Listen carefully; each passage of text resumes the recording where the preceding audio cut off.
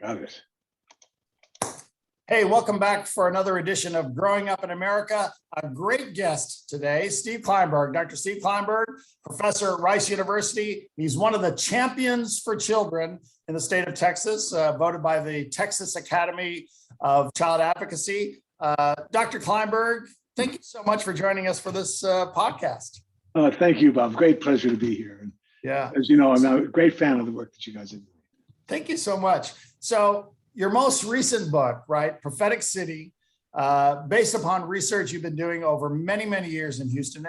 And I want to get right down to it. When we look at Houston as a prophetic city, as a city, sort of what the rest of the country will look like, how does this bode for families and children in the future? I mean, when we look at American children and families, is the future bright? The future is up to us, right? We're in the midst of a just fundamental transformation. Houston turns out to be at the forefront of this change. No one planned it. No one wanted this to happen. We were riding the oil boom, sudden collapse, major recession, and then a recovery into a new kind of economy where blue collar jobs have disappeared. Strong right arm and willingness to work hard doesn't get you a job anymore. Education is now critical. And so growing inequalities predicated above all else on access to quality education. And this biracial southern city, dominated throughout all of its history by white men, has now become the single most ethnically diverse major metropolitan area in the country. We are where all of America will be in about 25 years. So these two combinations, a new economy where education is critical, and a demographic revolution where that could be the greatest asset that Houston could have as it positions itself in the global economy, where it could tear us apart. And much depends on how we address the issues of children growing up in this new world. Are they going to be prepared for the jobs of the 21st century? When we look at the data, and I'll talk about this with colleagues from around the state of Texas, we tend to be optimistic in Texas, but the data doesn't necessarily look good, right? 60% of our school children are growing up in low-income families. Yeah. So when you see this, and you ask about our response, just by looking at the data, and if we look at Austin today, we might say, well, people aren't really dealing with this challenge. How does that make you feel based upon our past history? Because we've overcome some big crises in our past. Right, well put. It's exactly right. The challenge, these are big crises. I mean, the other point to make, I think, is that during the oil boom years, you could not make money. You bought a house and it tripled in value. You could drop out of high school with a strong right arm and a willingness to work hard and get a job in Hughes Tool Company, Cameron Iron Works. You could be a rustabout in the oil fields and expect to be able to make a middle class wage. So it just sort of came automatically, and now it's up to us. And it's a work that Children at Risk and other organizations are doing that is so absolutely critical in recognizing and that this is the challenge. The future is ours to shape. And you're exactly right. The data right now do not bode well in terms of how well are we making the investments that we need to make to ensure that young kids. The other big piece in this demographic shift, of course, is that the average age of Anglos in Harris County, Texas, is 46. The average age of Latinos is 25. 51% of everybody in Harris County under the age of 20 is African American and Latino. Another 19% are 51% are Latinos. Another 19% are African Americans. 70% of all the children in Houston are African American and Latino. The two groups that are, as you know, overwhelmingly most likely to be living in poverty. We know what poverty does to your ability to succeed in the public school system. This ethnic transformation, as you said, can be the greatest asset that Houston could have as we position ourselves in the global economy, the gateway to the global marketplace, the second largest port in the country, or it could tear us apart and become a major liability, reducing rather than enhancing our competitiveness as Houston and Texas position themselves in the 21st century. Much depends on how this generation speaks to this remarkable convergence of the two forces that have transformed the 21st century in our lifetimes before our eyes, this new economy and Houston at the forefront of the demographic transformation occurring across all of America. You use a piece of data that I love, and I've used it before. And you said part of it, 70% of our children are children of color. And what is the number? What is it? Is it 70% of everyone over 70? And Houston is Anglo? Is that what? Very, very close to that. That's right. Yeah, the baby boom generation, right? Every day between now and 2030, 10,000 Americans, day after day, will turn 65. And by 2030, the youngest of these 76 million overwhelmingly Anglo babies born in that incredible period after World War II, the leading edge will turn 65, heading off eventually into the proverbial sunset, being replaced by a very different generation of Americans. Anise Parker said something I thought really good at the end of her 8 years as mayor. They asked her, what surprised you the most? She said the fact that every language of business spoken anywhere in the world is spoken in Houston by native speakers with global connections. This diversity can be the greatest asset that Houston could have in this new global worldwide economic system of ours, or it can become a great liability. And that's why we cannot afford to let another generation go by. And as you know, the data are just terrible, right? If every African American Latino graduates from high school and HISD schools, fewer than 10% pass the SAT or the ACT at a level that indicates college readiness. That's just not tolerable. That's not going to do it as we build the city of the 21st century. Let me ask you about public education, K through 12, because across Texas, you see people that have great hope, and you see high-performing schools in the Rio Grande Valley, in Dallas, in some of the areas that we may not have expected it. In Houston, we have some low-income schools that are high-performing, and you have a population, according to the Houston area survey, you have a population in Houston certainly that wants to support public education. And is that one of the great things about this, as we see this, that there is still in Texas this overwhelming support for public education and making it better? Absolutely. In fact, it's a growing support. It's a growing recognition. One of the striking things in these surveys, asking identical questions of representative random samples of Harris County residents over these years. Question we asked, for example, that said, which of these statements come closest to your feelings about the public schools? The schools in the Houston area have enough money to provide a quality education, or the schools will need significantly more money to provide a quality education. During the 1990s, clear majorities were saying the schools have all the money they need, they're wasting it. During the first decade of the 21st century, it was a 50-50 split. Today, 58% say the schools will need significantly more money to provide a quality education. That record, and another question we asked first time in 2018, and then again in 2020, were you in favor of opposed to increasing local taxes in order to provide universal preschool education for every child in Houston? You start any question with increasing local taxes? No, my God. And today, 50% are strongly in favor. Another 20% slightly in favor. 70% say, yes, raise my taxes to provide universal preschool education for every child in Houston. And then meanwhile, as you know better than anyone, both San Antonio and Dallas are doing a better job than we are in ensuring that their kids get access. So it's a question not of changing people's minds now, but of harnessing that new understanding and recognizing we've got to make those investments in a sustained way that can move the needle and ensure that we're preparing for the 21st century. And you have to feel that people like the governor and the lieutenant governor have seen this data, because we're in a state where Republicans generally support early education, and it's a good economic development move, isn't it? When we support early education, it's such a good move for us that both parties should really be behind. And the return on investment, they say, is like $8 for every $1 we spend. Poor kids, the brain is growing by 60%. Poor kids or rich kids in Houston start kindergarten 1.5 to 2 years ahead of poor kids. And that gap that is so critical just continues to expand. And that's when the brain is growing, as we were saying, when an investment in the early childhood can pay off to the greatest extent. There's some hope here now that was the one piece in these debates that are going on in Washington, the one piece that nobody wanted to touch. No Republicans, no Democrats. That's it. So that makes your point. Who's against preschool? We just got to make, and then of course it also has a lot to do with our economy, because it enables women and fathers to get back into the workforce, knowing that their kids are learning and growing and acquiring the brain synapses that are going to put them in good stead as they go forward. You and I both were not born in Texas, but we're part of that group that got here as quick as we could, right? And we've adopted Texas and we love Texas.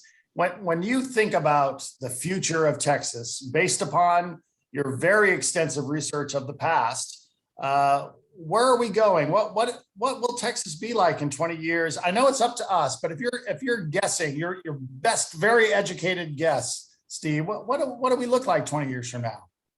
Well, we can say one thing we can talk about is the demographic shifts, right? Yeah. No conceivable force in the world is going to stop Houston or Texas or America from becoming more African American, more Asian, more Latino, and less Anglo as the 21st century unfolds. Nothing in the world can stop that. And so we know that's happening no matter how much you and I hold on to our youthful. Eventually, we head off into the sunset.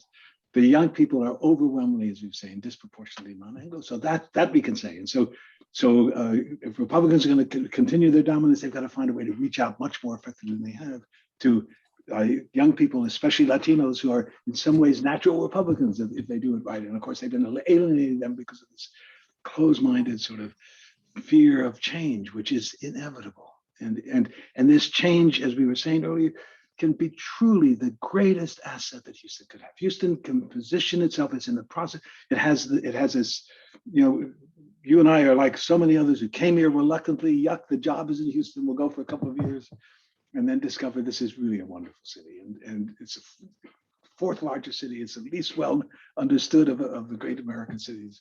This is where the American future is going to be worked out. You skip by one of my favorite jokes, and maybe you and I are the only ones that laugh at it, but no matter how hard we try, we're still, anyway, that's one of my. We'll do the best we can. Yeah. But what I was saying, that's right, that if you close the borders right now and round up the 10 million people you think illegally and send them wherever you think they're supposed to go, zero out any opportunity for any refugee or immigrant ever again to come to America, close off the country, 63-year-old Anglos are not going to be making a whole bunch of more children, right? That's what we say. We'll do the best we can. We'll work on it every chance. It is an inevitable thing. We know that. So we don't know yet is exactly what we're talking about. How and what we do know is that people have changed in their understanding. The things that you and I now tell the world, everyone recognizes is not liberal craziness. It's the truth. It's the reality. It's the cards that this generation has been dealt. How we play those cards will determine the kind of city, the kind of state, the kind of country that we build together in the 21st century. And unlike when we were riding the oil boom and you could make money no matter what, how we do now will depend on the combined investments that each of us is willing to make to ensure that we are contributing to the next generation. And the reason for hope is that you can see so much more understanding of that. And especially in Houston, people complain because we invite them to in our surveys about traffic, pollution, crime, the hot summers, the no mountains, the flying cockroaches. And then we say, well, how would you rate the Houston area as a place to live? It's a wonderful place to live.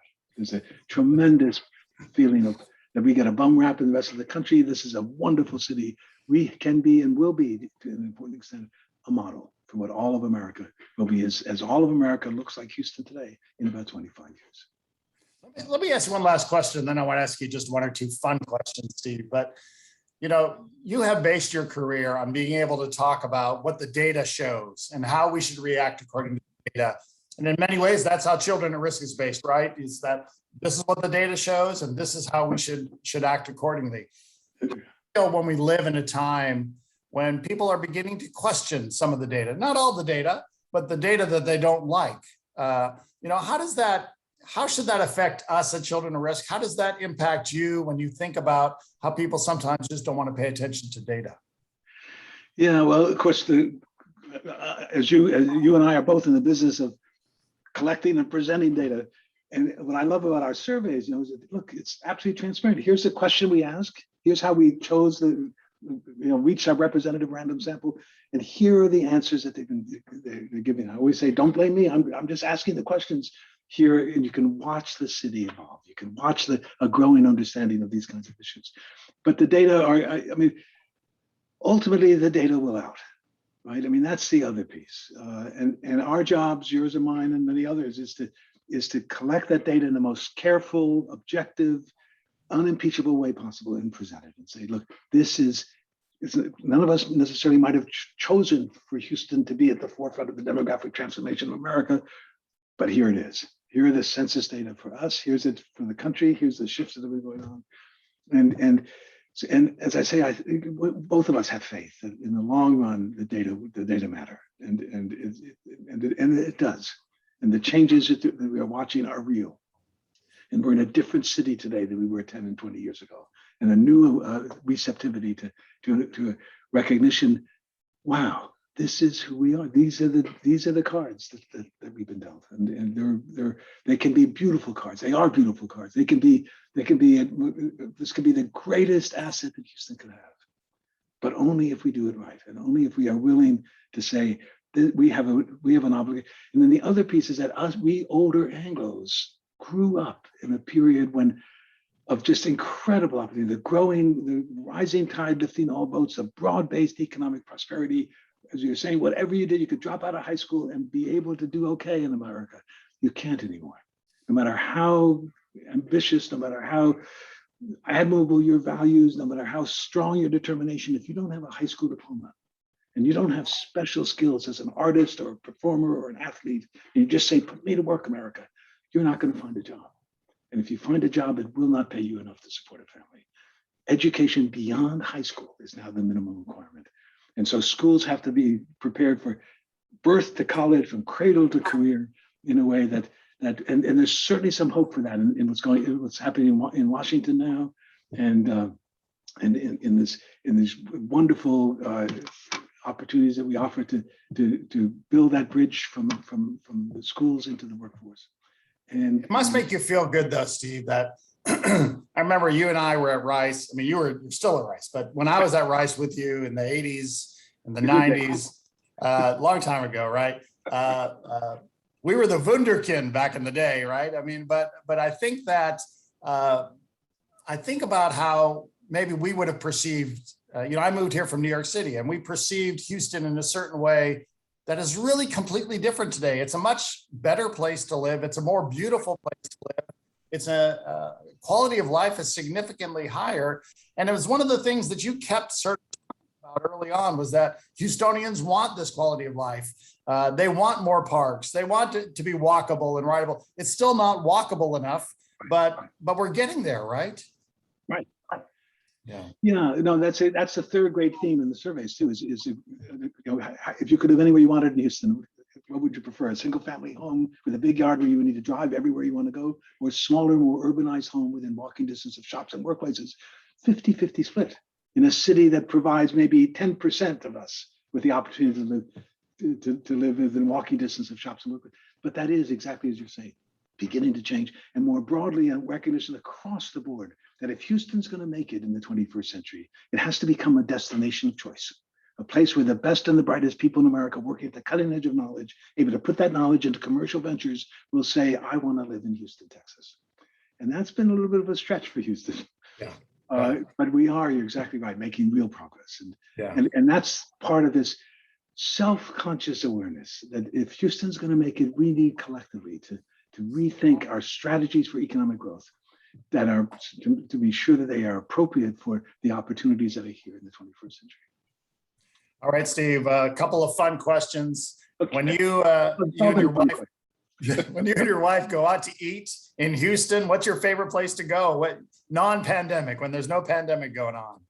Well, right next to us is Lucille's, which I really like, and is it's this wonderful multi-ethnic world one of the great things in Houston, one of the great things that people love about this city is that this may be the best place in all of America to eat out at. Just wonderful. And just as we're doing mariachi operas, we're also doing fusion cuisines in ways that are just really exciting and remind us of, Houston is a microcosm of the world. It's America, and we are called on to build something that has never existed before in human history. A truly successful, inclusive, equitable, united, multi-ethnic society made up of all the peoples, all the ethnicities, all the religions of the world gathered together in one remarkable place. It is a story of Houston in the 21st century. Wow. And you're right about the food. I mean, it's the story of Houston, right? And the food. Okay, our final question. Okay. We've been in the middle of this pandemic. We love to travel. Where's your next big trip that you might want to take with you and your wife? We'll go back to Paris. It's been too long. We spent many years in France in earlier years. But you know, the book came out, the Prophetic City, Houston on the Cusp of Changing America, at the worst possible time, right? In June of 2020, I thought I'd get sent everywhere in the country to talk about. No one has sent me anywhere for 2 years. Oh well. Yeah. Well, maybe the book tour will come. So there you go. Listen, Steve Klineberg, professor in sociology out at Rice University. Steve, thank you very much for all you do. Thanks for being with us today on Growing Up in America. Bob, thank you for all you do. The work of children at risk is just so critical. I tell you, it may have been important before. It is more critical than ever before as we build the future of the city. So thank you for everything that you're doing too. Absolutely. Thanks. All right. We'll talk to you soon. Maybe we'll see each other at Lucille's. I love that place. There you go. And let's do it. All right. Thank you, Steve. Thanks so much. Take care. Thank you, everyone. Okay. I'm leaving now.